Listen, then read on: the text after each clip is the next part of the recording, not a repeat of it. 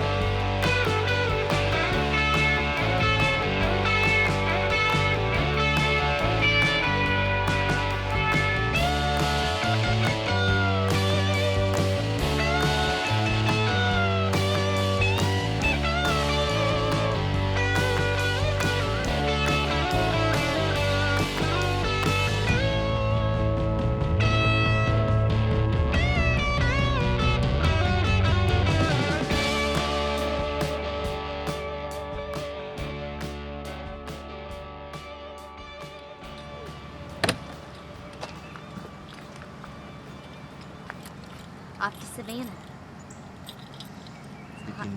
In the hot pink.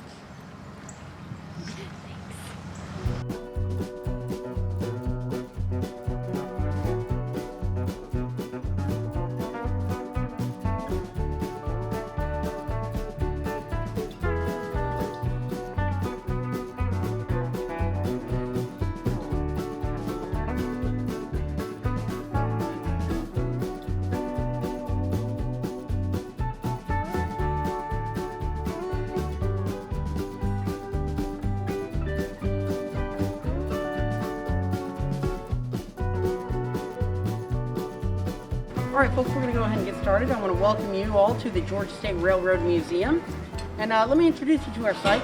You are standing in the ruins of the Central of Georgia Railroad Depot repair shops.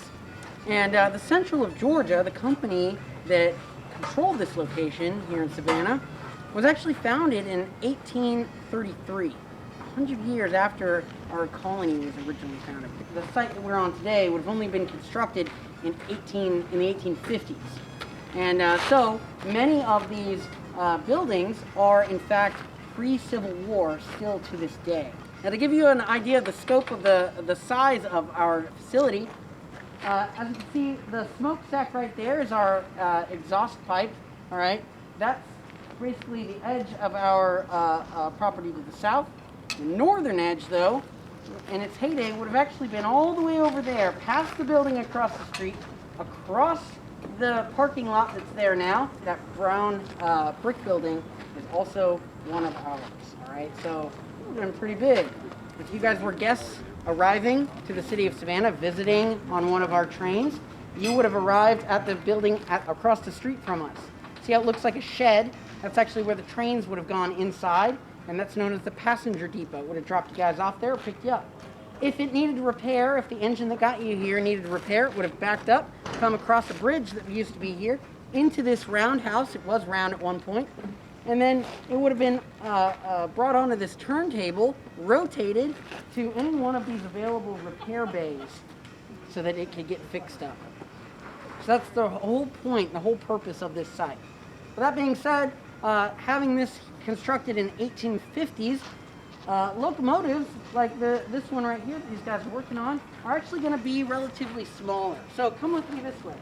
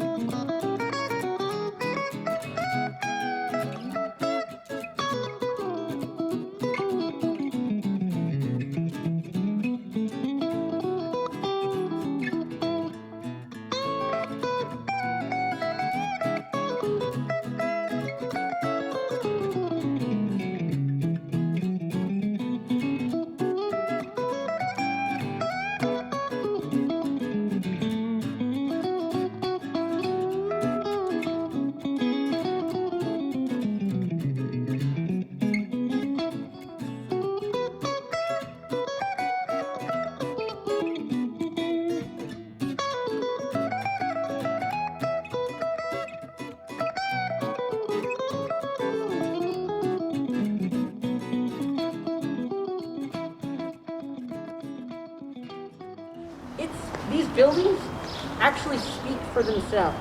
And this one here says something pretty clearly. Notice how the brick is different colors and basically different brick in itself. So this is part of the original 1950s construction, that Savannah gray, that's super valuable. The top though was added post-turn of the century with that red, hot fired brick, all right? Now, I don't know if any of you guys know the difference between a steam engine and a locomotive. Anyone want to take a guess? Not you, sir. You know too well. You know too much. The locomotive, steam engine on a rail? Absolutely. You're very close. The locomotive is a steam engine on a rail, but specifically it powers its own wheels, just like that one in the case. This is basically the equivalent of the generator you take if you on a camping trip. But it works the same way as our locomotives do. So this big structure right here in the middle, this is called the boiler. And this right here is the firebox, all right? So in this little oven, you you create a fire. That fire starts to create smoke and heat. And that smoke and heat is actually going to travel through little tubes inside of the boiler here. Now, once it gets to the end, it's actually sucked up this big old smokestack, all right, and expelled. So that's the exhaust. But what's important is what's going on right here. That hot smoke is heating up those tubes, and those tubes are surrounded by water. Water gets hot. What happens when water gets hot? You know? That's okay. I didn't mean to call you out, guys. What happens if you're making noodles and you have to put the water on the pot on the stove? Boils. It boils, absolutely. And then when it boils, it's turning into vapor. That vapor is called steam. The steam rises up into the steam dome, and then it goes into this tube, and it's shunted into this piston box right here. Now, again, we don't have X-ray vision, so I'm going to show you what these pistons look like and how they work. So right over here, you've got pistons. And what's going to happen is that steam is pushed into the smaller side of the piston, the one that's closer, and that pushes it back the other way. It's released, creating a vacuum on the other side. It's sucked in, and then you've got a cycle, all right? Keeps pushing back and forth. Notice how this is connected to the bottom one, and that bottom one is moving the arm, which is ultimately doing work by moving and turning this wheel, all right? So the same thing is happening here as well. So I want you guys to imagine that there is steam power going through here. All right. So that steam power is pushing the pistons in that box there, moving the arm, turning the axle, and turning the wheel as well. That wheel is hooked up to any other tool that you could possibly think of. You've got your drill presses, your lathes, anything like that, you're going to be able to do that. Now, as this is turning, notice that thing in the middle there with the balls is spinning as well. What happens if this is going too fast or building up too much pressure? What could possibly happen? It's not very good. If you have too much pressure, it could what? Explode. Explode, absolutely. So you need to govern the amount of pressure, which is why we have a governor. This governor works with centrifugal force. The faster it turns with the rest of the mechanism, well, the farther out those balls on the arms are going to fly out. You're going to start turning really quick, all right? And you may have heard the term, balls to the wall, all right? Now, when your balls are to the wall, that means that you're going way too fast. You need to let off some steam, okay? So that's where that action comes from.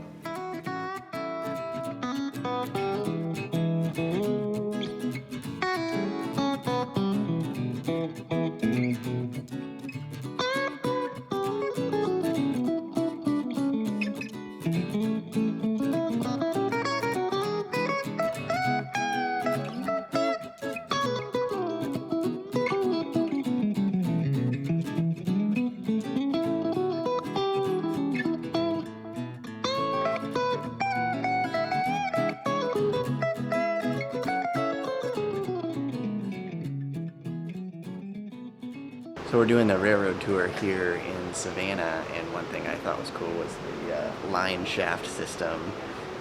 They would have all of these tools kind of lined up in a row, and then there was just this one bar that went across the top, and there'd be a motor that powered it all.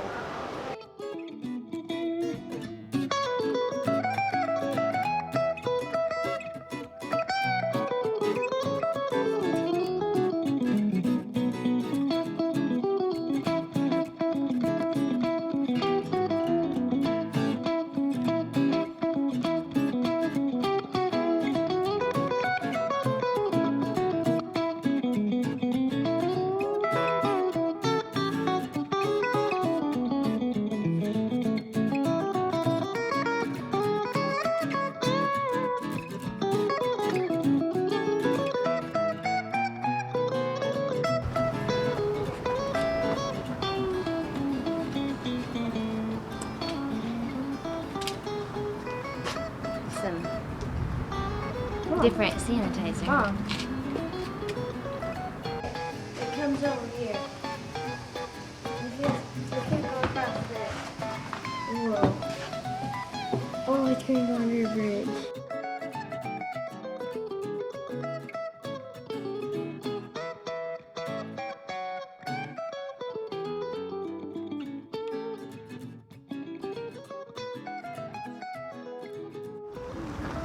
This is the turntable. You know how in Thomas, the train, when he comes in, and then they do Wait, the what? turntable Why do we know about the turntable? from Thomas. Do, do, do, do, do, do, do.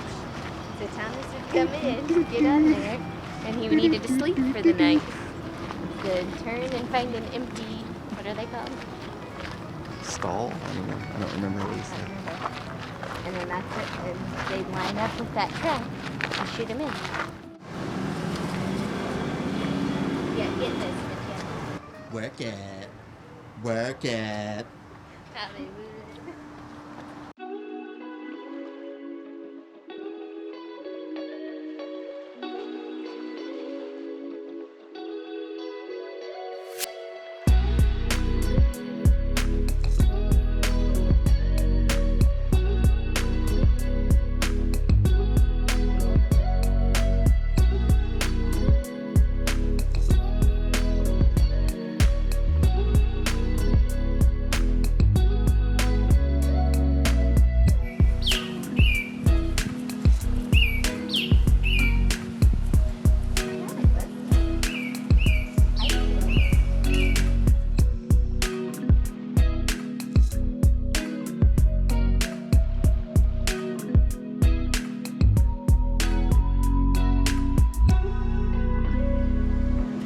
The oldest standing building in Georgia.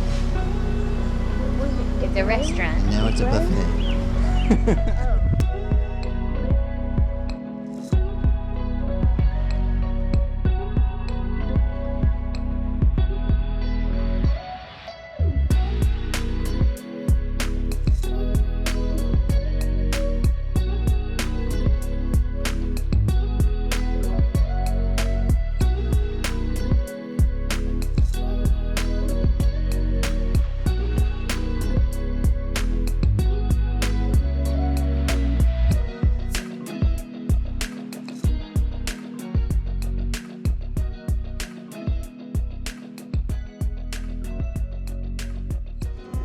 Just got done walking around Savannah.